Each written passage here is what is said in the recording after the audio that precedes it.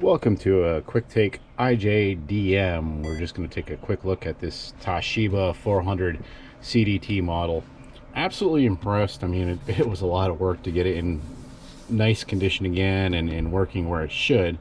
I'll explain in a minute on one little detail I'm having an issue with, which if you've seen previous videos on this, I'm sure you'll know what it is. And if you're even experienced at all with these Toshiba laptops, there's something inherent to one of the peripherals, I guess you can call it, that is a pain in the royal ass. So we'll just go into games and we'll just do Jill. And Jill fires right up. And we go in. And it's going to be hard to see the screen because it is very bright out here. But the game works and the colors are beautiful on this screen. I don't see any dead pixels. Working absolutely perfect. So here's the saga of this laptop. It desperately needs a floppy drive. I know I had the CD-ROM and I'm just not a big fan of them. So I went ahead and found one of these, which of course the disk drive does pop out and go into the laptop. After this off camera because I need both hands for this.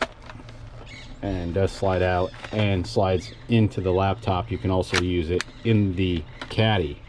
As I mentioned before in another video, I do have a second caddy, which I'll explain why in a minute. The CD-ROM will not work in the caddy. It has to be inside the laptop itself, from what I remember of this Satellite Pro series. Something to do with probably the cables. But after I bought this drive, I realized that it worked for about probably a few days and then the belts broke. Yippee. Tried to replace it, tried a few things, worked on it a little bit today. Now if I plug it into the laptop, it just makes the laptop go into scram mode and just basically shuts it totally down.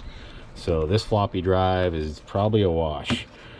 This one also had a broken band and arrived today, and I've tested it both in the caddy and in the computer. It is just a no-go with these floppy drives. I tried replacing the band and it's almost impossible to work on because of the connectors. If you've ever worked on these, and by means I'm no expert, but I'm putting an APB out. If anybody has one of these that is working, that they don't want, let me know and I'll gladly pay the shipping for it if you could ship it to me.